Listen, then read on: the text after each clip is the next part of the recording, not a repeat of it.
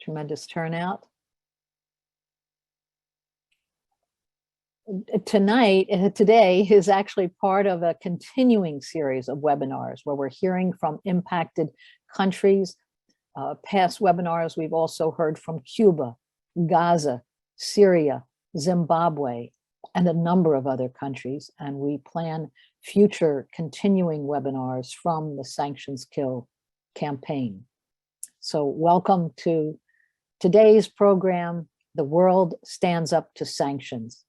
This is an international webinar sponsored by the Sanctions Kill campaign. I'm Sarah Flounders, and I am so honored to chair today's panel. I help to coordinate the International Action Center and the United National Anti-War Coalition. I'm a contributing editor to Workers' World newspaper, but really most important for today, I help to coordinate the Sanctions Kill campaign, along with several other folks who you will meet today. This is a collective effort. For over 2 years, the Sanctions Kill campaign has mounted an international campaign with thousands of supporters in many languages.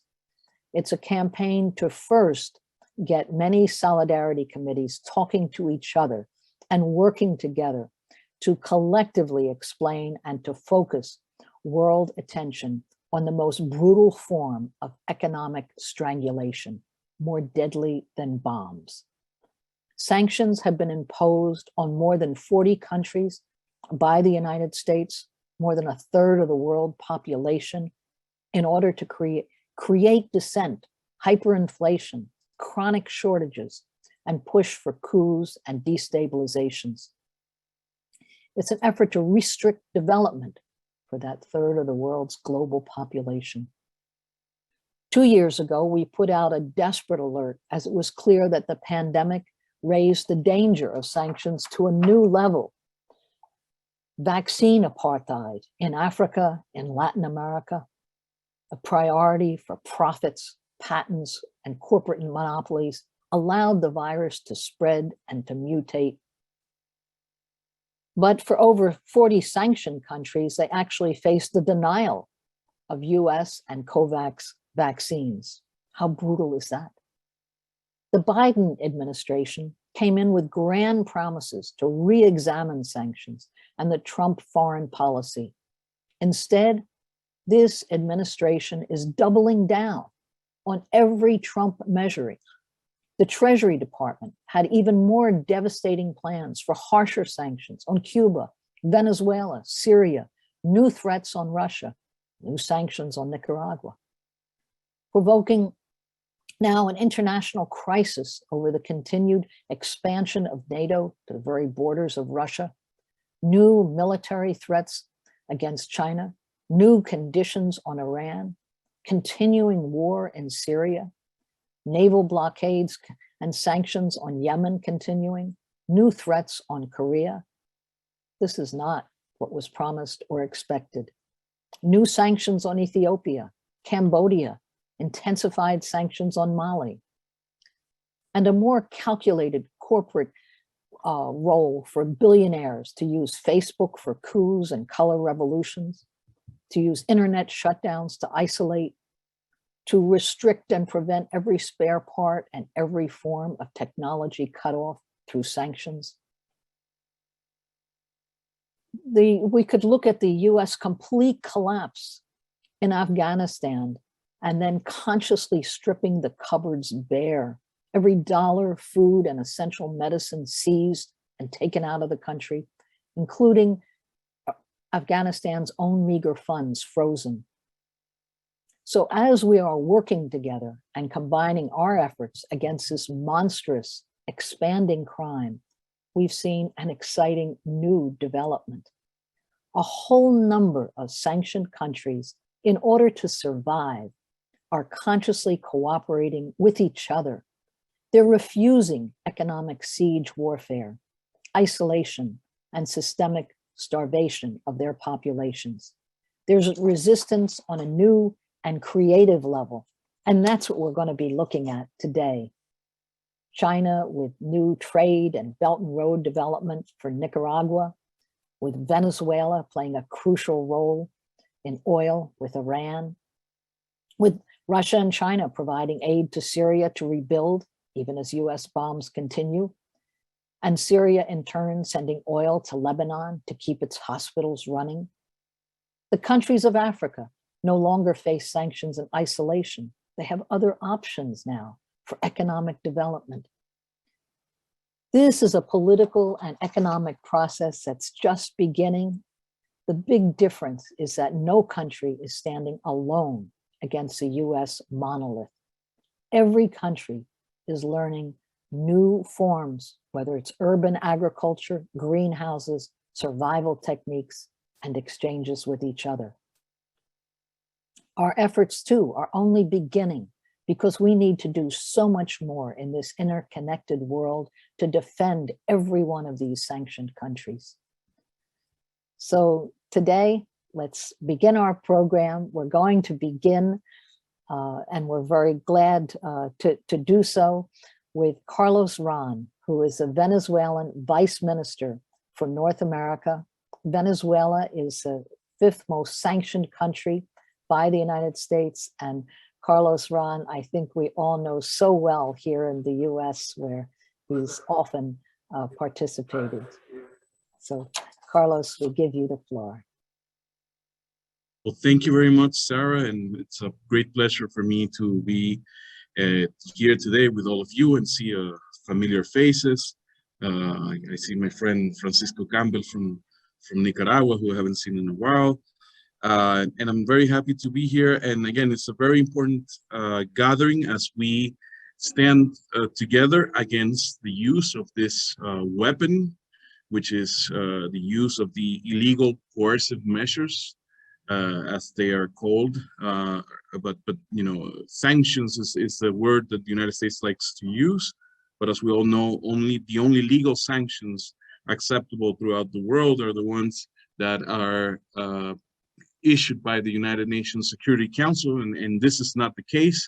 The United States has a unilateral and illegal policy which uses basically to coerce other governments into accepting or changing their own policies and to comply with the intentions that the United States has on those countries. Venezuela, since 1999, has been subjected to a hybrid war. And this means that this is a war by all types of aggressions, from the military aggressions that we have seen, like attempted coups and other attacks. There was in more recent times a drone attack against President Maduro in 2018, attempted blackout against the whole country, mercenary invasions, and therefore and so forth.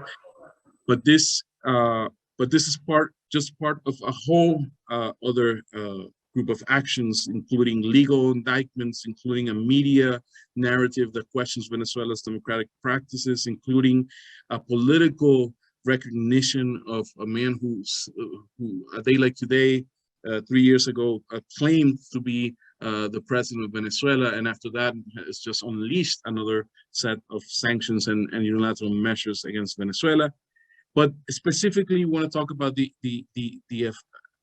effect and the aggression that has been set against Venezuela with the use of those illegal measures, those measures that basically attack Venezuela's financial, economic system and access to the international financial system.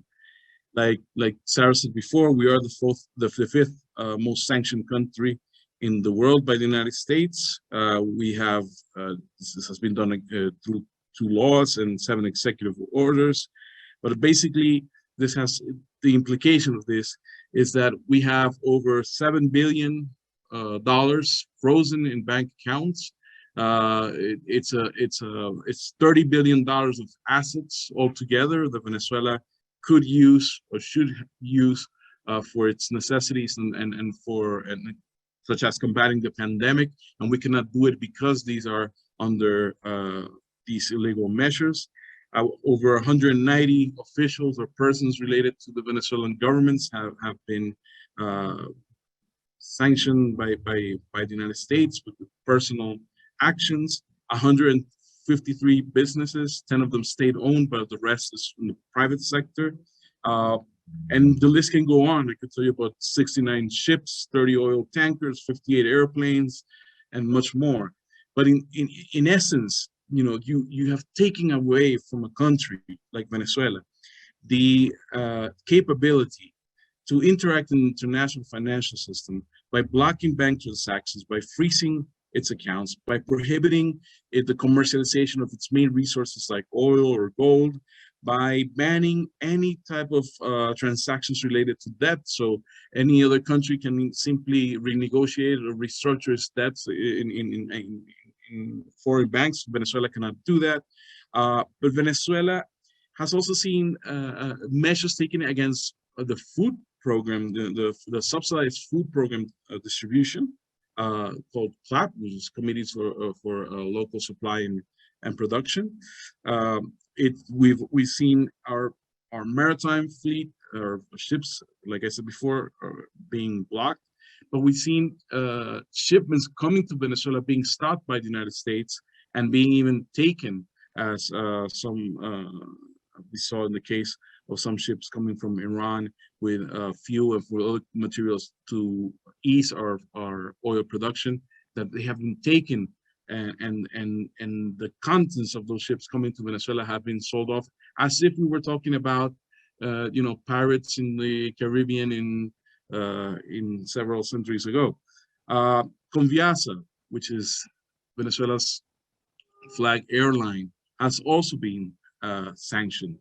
And this is critical in a time that the sanction came into place in the middle of the pandemic, after we have been using this airline as part of the program to repatriate some of our migrants who have been to other countries, who in the middle of their stay in other countries saw the necessity to come back because, first of all, they were tricked, or they were held there for different reasons other than what they expected.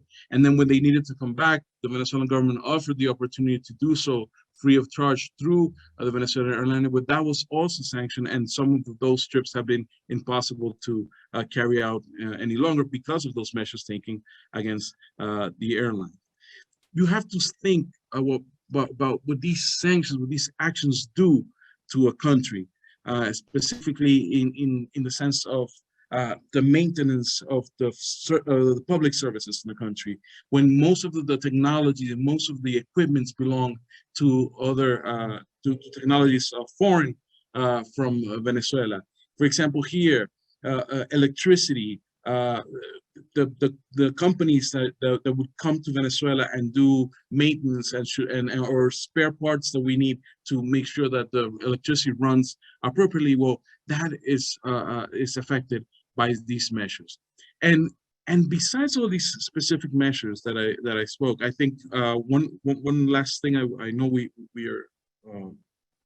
have a small framework of time, but what I want to make sure that everybody here understands, that there's also the issue of overcompliance with the use of sanctions. And overcompliance means that many companies or many other actors will not trade with Venezuela, will not sell Venezuela things it needs, because they're afraid of what consequences there may be to them because of the U.S. sanctions. Not because they're listed, not because they're specifically stated, but because they fear what other actions can be taken. So these companies come into this overcompliance. See, technically, for example, Venezuela could be, Venezuela should be able to access food and medicine outside, because they should not be under any of the sanction regime policies. But in truth, in reality, a lot of the companies don't want to sell to Venezuela, or don't want to provide these items to Venezuela because they fear what other what things may happen to them. And just to give you an example, this is not me speaking on this, but if you see letters that have been written on this issue by senators, by representatives of the U.S. Congress, you could very well see where this is mentioned. And I'll give you one brief statement from one of these letters in February of 2021, a letter signed by members of Congress, including Representative Ilhan Omar, where it says, dozen members of Congress expressed great concern to the previous administration about the way that the US sanctions were hampering a global response to both the public health crisis and the economic crisis perpetuated by the COVID-19 pandemic.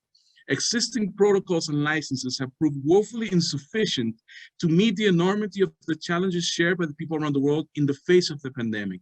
Even when licenses and humanitarian exemptions are available, moreover, there is a persistent problem of overcompliance, particularly from the financial sector. This has led to catastrophic humanitarian consequences in various parts of the world. These are US Congress members speaking.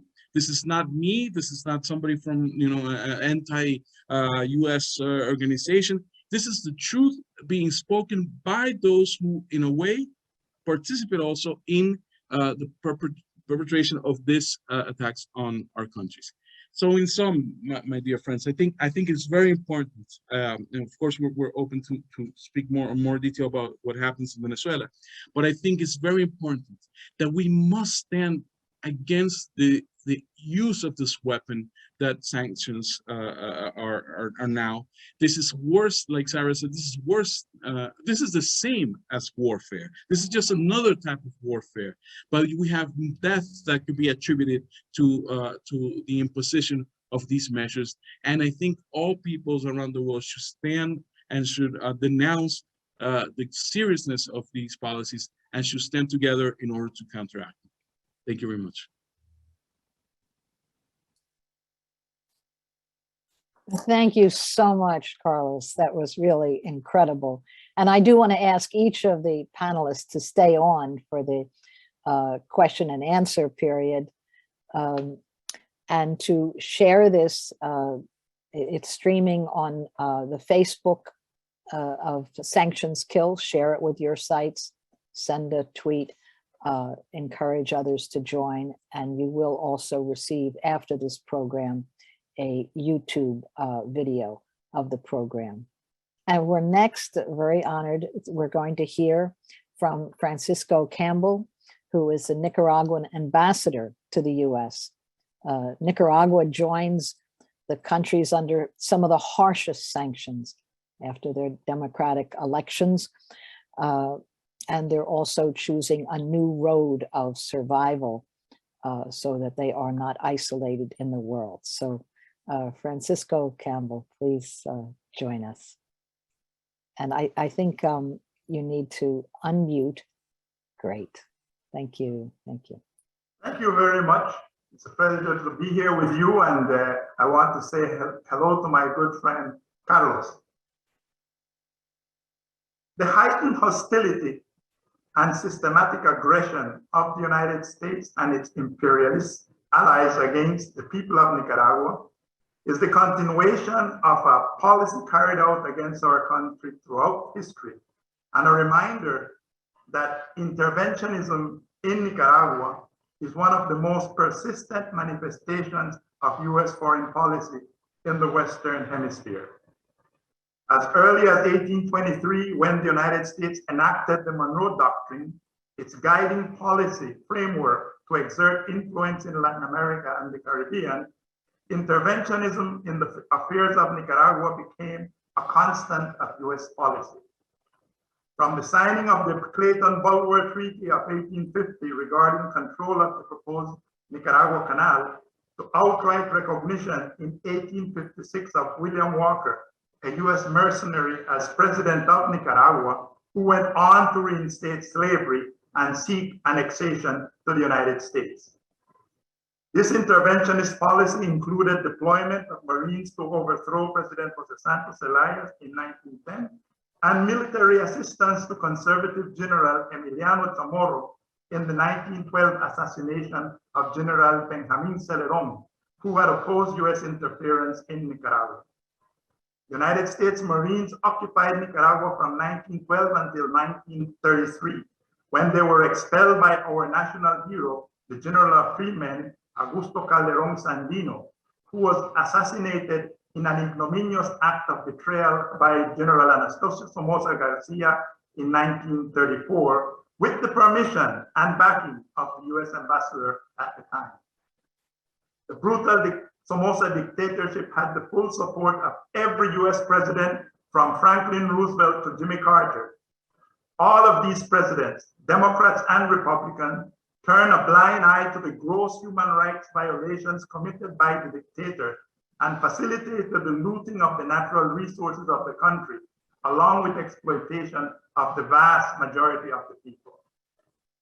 After 43 years of terror and systematic human rights violation, the Somoza dictatorship finally came to an end when his National Guard was defeated by the Sandinista revolution in 1979, marking the beginning of democracy in Nicaragua for the first time in the history of the country.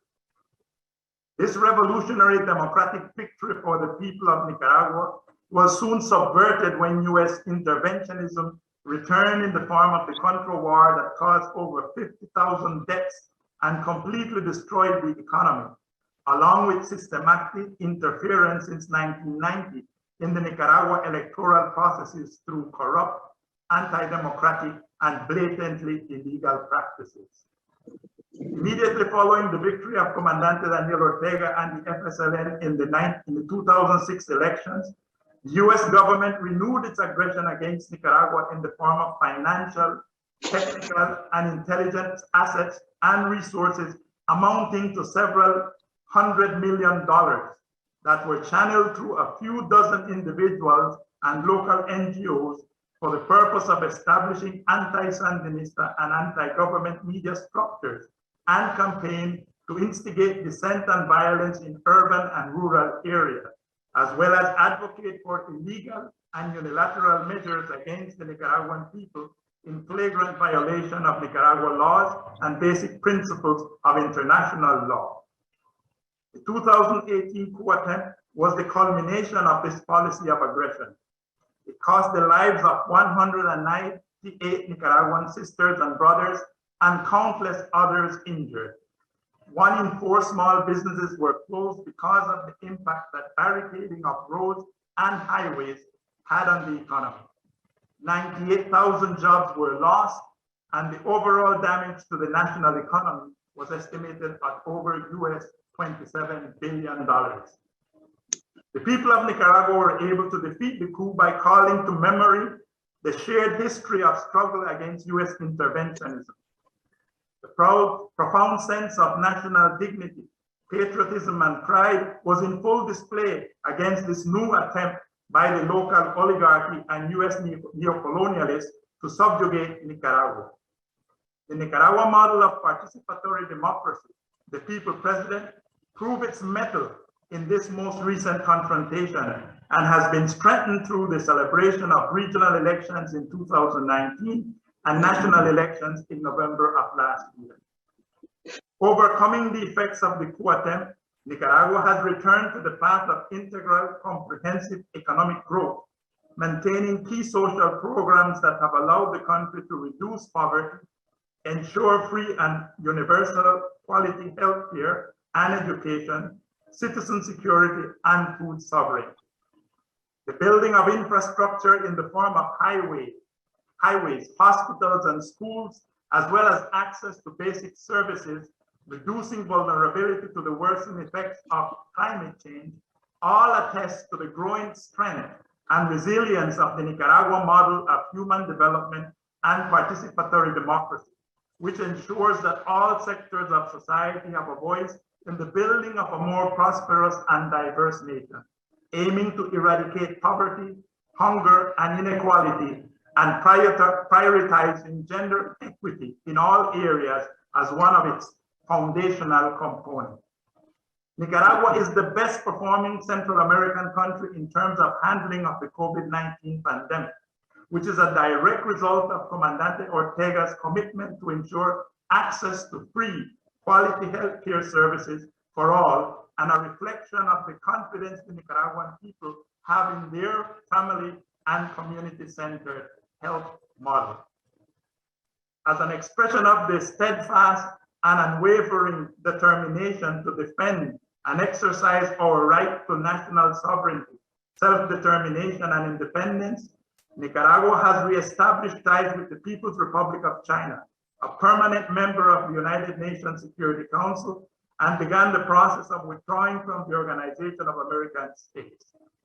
These strategic decisions will undoubtedly open new avenues and possibilities for Nicaragua to move ahead in its commitment to achieve integral, comprehensive development with social justice for all.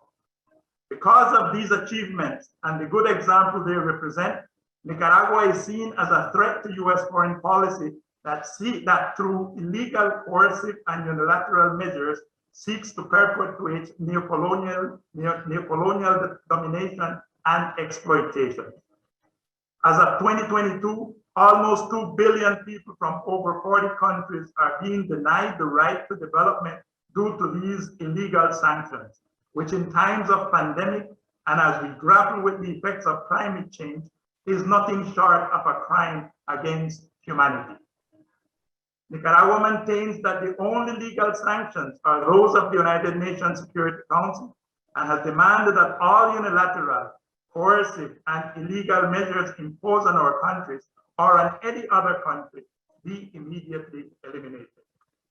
The firm pronouncement that sanctions still must be made to resonate loudly throughout the world because of the immense suffering and destruction they are causing. It is imperative that all sanctions be eliminated, allowing our countries the space and resources needed to effectively address the myriad of challenges to overcome in our efforts to build more just and fair societies with opportunities and benefits for all. This is the purpose and goal of the successful Nicaragua participatory democracy model, also known as the People President, that was reaffirmed by the overwhelming vote of the Nicaraguan people in the November 7 election, granting a new 5-year term, which formally began this past January 10th, when President Ortega and Vice President Murillo were sworn into office. The struggle continues, and we are confident that justice in the end will prevail. Thank you.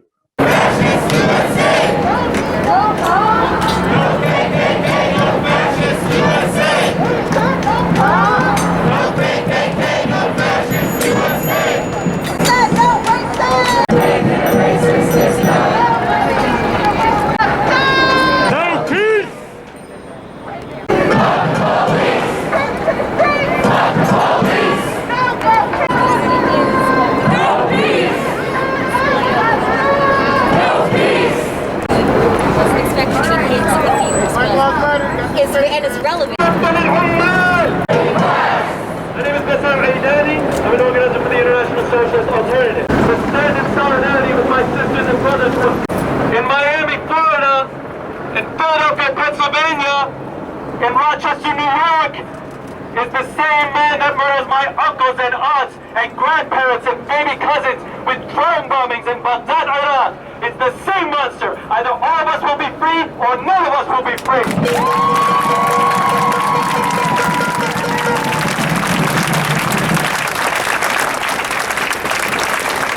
Retrieving the lives that have been commodified by wicked slave traders on plantations.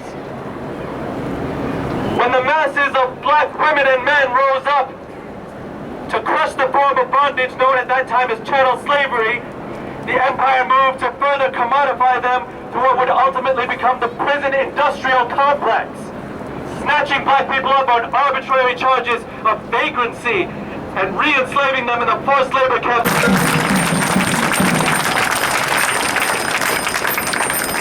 But in order to do that, you must know what this phenomenon is. Know why we ourselves have seen capitalist state. If they didn't have this force, they would create some other force and call it by some other name. In order for the police to be abolished, capitalism must be abolished.